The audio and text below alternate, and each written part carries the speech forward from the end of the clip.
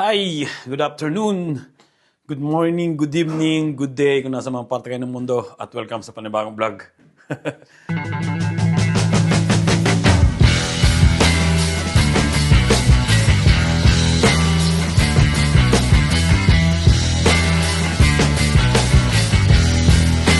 Tingnan nyo naman yung aming mga kortina. Nakataklob lahat sa parte na to. Sobrang init ngayon. Grabe. Nakalabas ko na sa trabaho. And si Mrs. nag-grocery ng pambaon namin bukas. At nagluto na rin siya ng aming hapunan. Ayan. May kanin na. Siguro nagtataka kayo, sobrang aga. Alas 5 pa lang, nagluto na siya. At wala kasi yung panganay namin. Wala rin yung mama ni Mrs. kasi nasa Canada sila. So kami yung magpapakain kay papa ni Mrs. ngayon.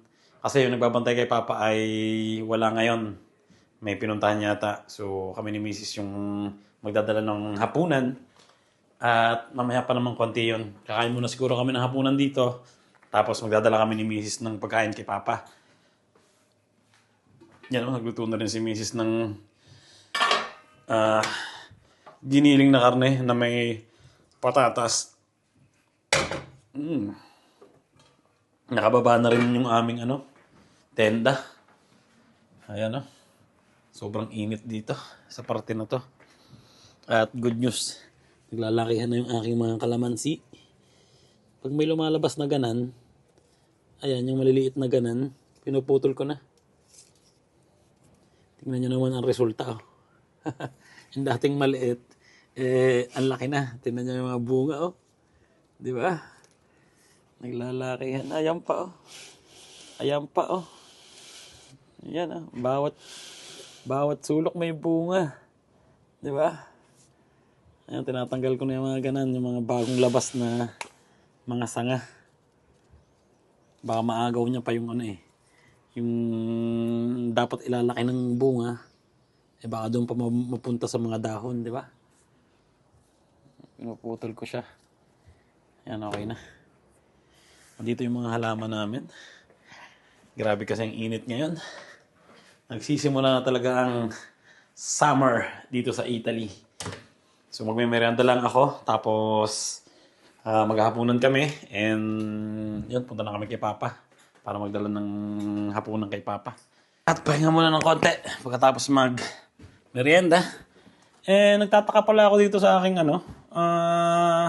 chinek ko yung aking YouTube studio para makita ko yung oras na yung watch hour ko.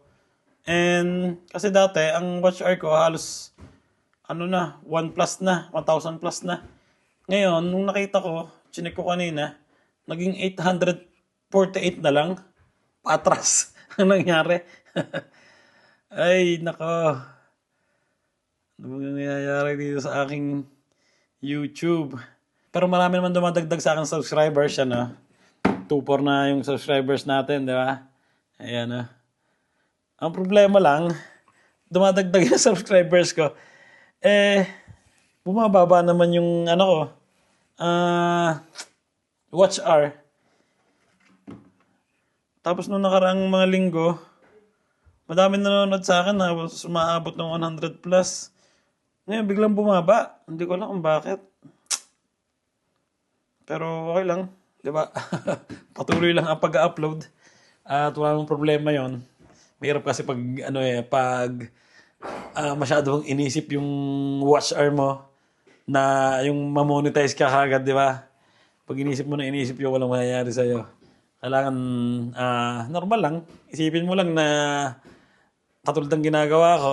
Kuha lang ako ng video. Total, hindi ko pa naman kailangan mag-monetize. Dahil nasa isip ko naman na yun, matagal pa. Madami pang tatrabahuhin, di ba? So, chill lang. Kahit bumabawas kahit patras yung oras, yung watch hour ko, wala lang. Patuloy lang ang pag-upload. Wala tayong magagawa, di ba? Ayan, kumita na si Bunso. Magkano kinita mo ngayon? 45. Braccio ancora. 45 euros! Anong binenta mo? Hoodie? Sì, una felpa, una camicia e una maglietta.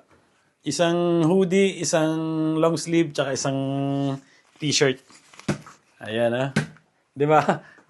Ano pa lang yan, magto-12 pa lang yan. Marami na ang kinikita sa ano, sa yung kung tawagin dito, Vinted ang tawag dun eh. Ano yun, application na pwede kang magtinda, magbenta ng mga gamit. Di ba? Ng mga hindi mo ginagamit na kung ano mang gusto mong ibenta, pantalon, t-shirt, o mga sapatos. Basta. Ayun. Good. Di ba? 45. May pera ka na naman. Mamimili ulit tayo. Okay? Sa May 1 pala, Huwebes. Meron ditong market tuwing Huwebes. Dito malapit sa bahay. May mga ukay-ukay din. So, ayun, mamimili kami doon. Para naman madaming pambenta, di ba? Si Mrs. nagawa na rin ng account niya eh. Pero ako, hindi pa ako nagagawa. Pero nag-install na ako ng application. Ikaw, nakabenta ka na? Wala. Ano mga binabenta mga pantalon? Ganyan lang, tsaga-tsaga lang, di ba? Jacket ko. Jacket mo. Ayun, 6:30 na. Masama no. Kakatapos ko lang magmerienda. Nagkahapunan na pala kami. No. Ayan ah, giniling. Tapos meron tayong kimchi dito. Na gawa nung kaibigan namin dito. Sobrang sarap. Hindi masyado mapula. Hindi niya masyado nilagyan ng sili. Para hindi masyado manghang. Food trip si Mrs. eh. Oh. Food trip din to eh. Yun, kain mo na. Thank you Lord. 7 p.m. Papunta na kami dun sa bahay ni Papa. Para magdala ng dinner. Ay.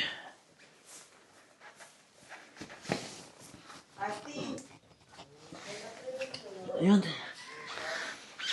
Diyan ka muna. Kasama kayo ni Kuya. Okay? Ciao, Basi.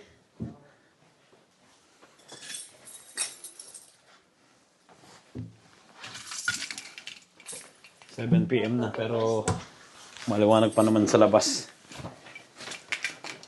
Dumidilim ngayon siguro mga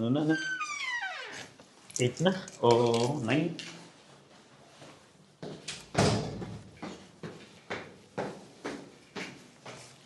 Pupunta na ako sa garage at si Mrs. ang tatapon pa ng basura.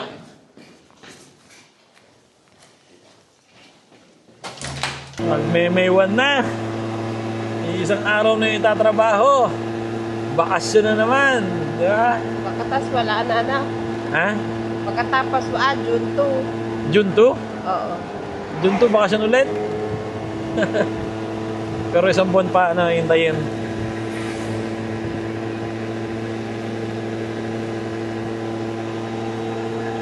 Labor Day na.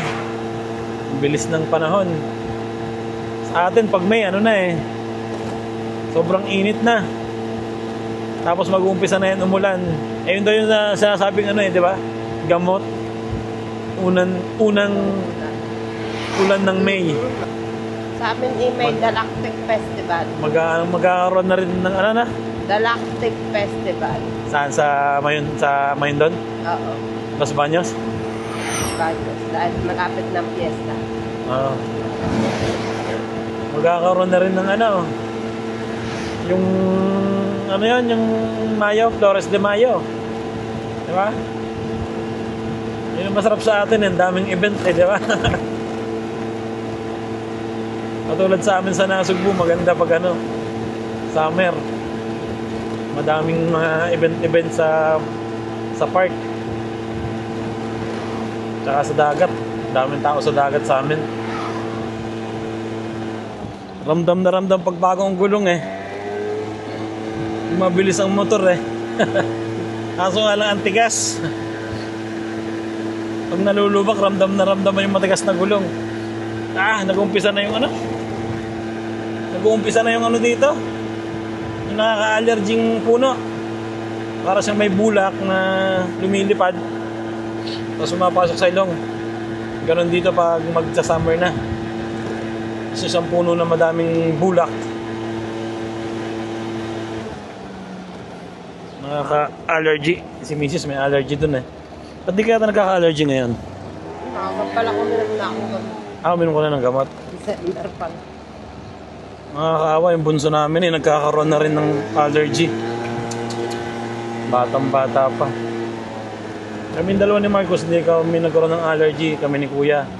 Pero si Mrs. tsaka yung bunso namin, nagkakaroon sila ng allergy pag ganitong panahon. Ang ganda ng kalsada dito.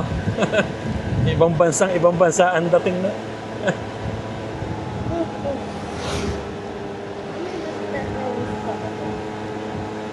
Yung mga laro ng tennis. Sabi ng sportivo.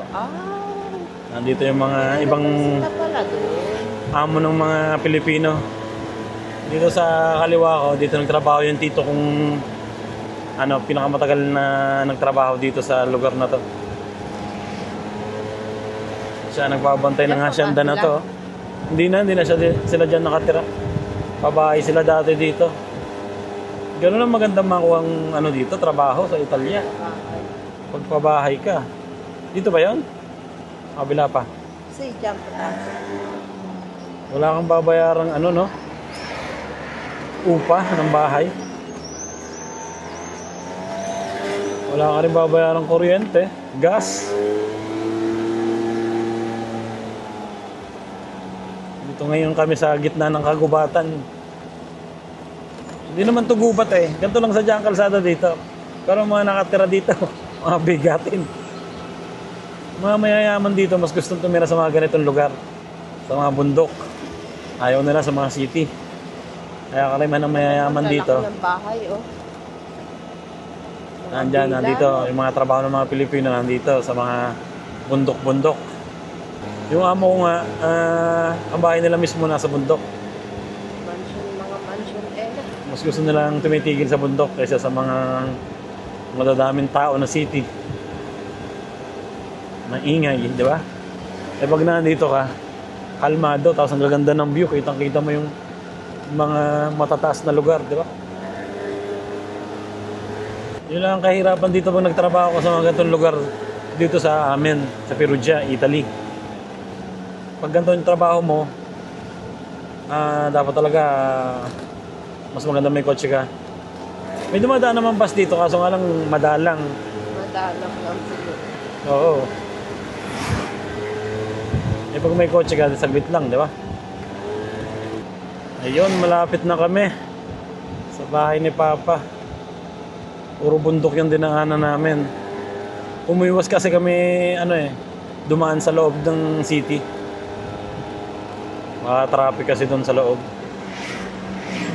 Kaya medyo malayo yung dinaanan namin. Ang maganda doon, mas mabilis. Nandito na kami.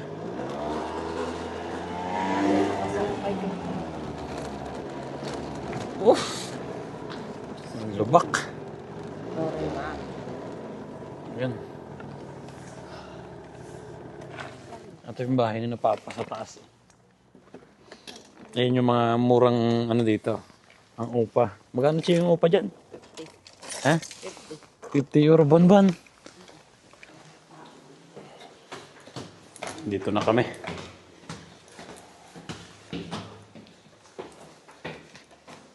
Ganda pa lang likod na tayo.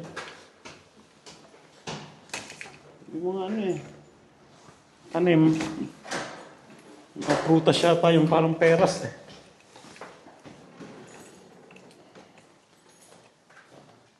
Nandun si Papa. Natutulog yata.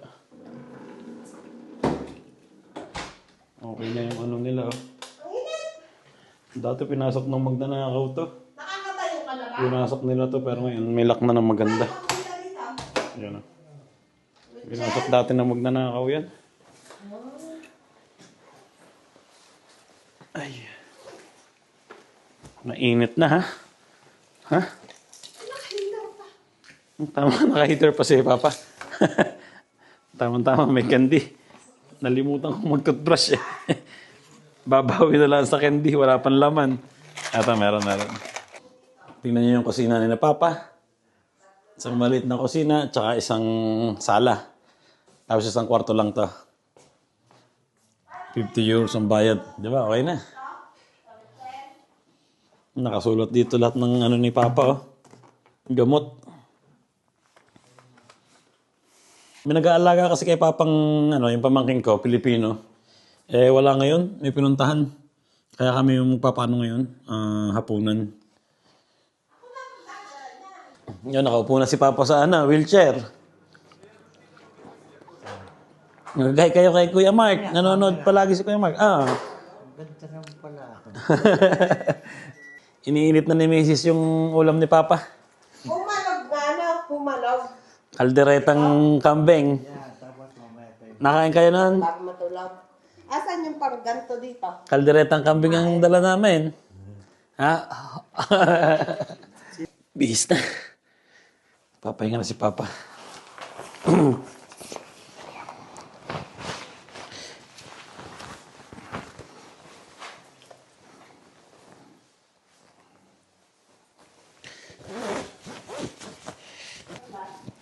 Sarado na ang mga bintana. Double check. Okay na. Sarado na.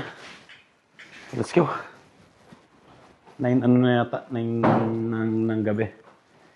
Lalak na naman din yung mga pinto. Ayun. Pabalik na kami ng bahay.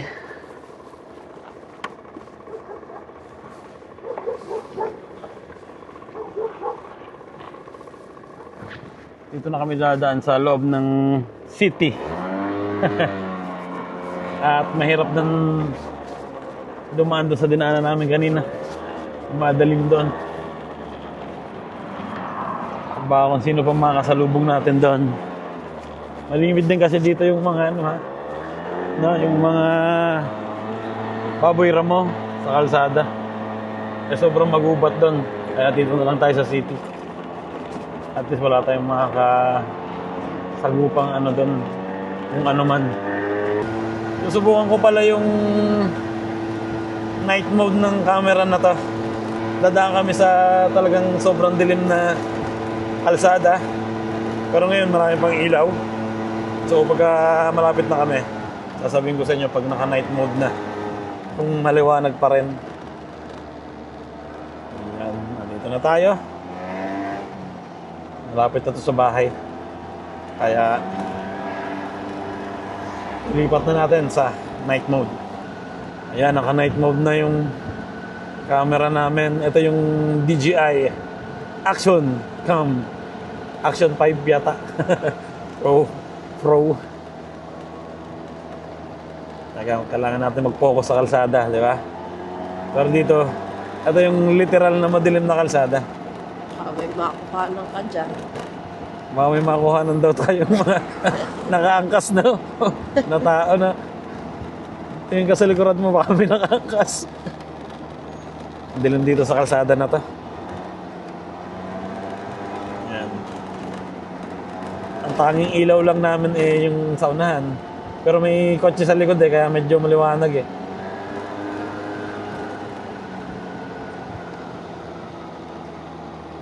Ingat lang, di ba? Sobrang dilim ng kalsada. Kung hindi lagyan ng mga solar light dito, no? Wala kasing masyadong nakatira dito no? Ay, Kaya hindi na nalagyan ng matatas mga na ilaw. poste na solar light. Wala nagre-request sa sa barangay Delikado to, Madilim nga Buti na lang may kotse sa likuran namin Pero papalampasin natin para makita natin kung gaano bang paliwanag itong camera na to. Ayaw naman umovertake yung nasa likod namin. Iniilawan sadya talaga tayo yata At madilim din. May ilaw ka ba sa likod? Meron. Bawal pag may walang ilaw sa likod na mapabangga ka. Ayan, literal na madilim na talaga dito. Nandito na kami sa harapan ng school ni Marcos, ng panganay namin. May mga nakatambay pa sa sa... Armata? Oo, sa intayan ng bus. Kita na lang namin ilaw yung ilaw ng motor. Medyo malamig pa dito, no? Ayan, sobrang dilim na talaga. Ito, wala na talaga. Yan, dadaan kami sa isang parang hotel sa gitna ng kadiliman. Hotel sa gitna ng kadiliman. Ba't kaya ito? Ito, ayaw madilim na. gawing Hindi talaga mabaras? makikita. Ha? Kahit siguro kung anong camera ang gamitin pag ganitong kadilim, wala na. Ito lang yung ilaw namin, yung ilaw ng motor sa unahan. Yung mga spiya, guide. So, lapit na namin. Excited na ako magtrabaho bukas. Excited na akong tapusin ng araw eh. Yung araw na itatrabaho eh. Libasa kasi walang pasok ng Webes eh. Labor Day, araw ng mga manggagawa o trabahador, di ba? Ay, makakapagpahinga ng isang maganda. Ay, ayun, okay na. Dito ko na rin tatapusin ang vlog namin ngayong araw na to. Sana nag-enjoy kayo. Anong oras na? 9:20 na. Hey! Pag walang tao, doon ka natutulog sa sopa, ha? Ha? Bad ka, ha? Dito ka. Up, na? Dito ka. Posti. Posti. Dito. Dito. Dito ka sa kama mo. Yan. Good girl. Ayun. Next time na lang. At salamat sa panonood. Ingat palagi. And God bless sa inyo lahat. Ciao.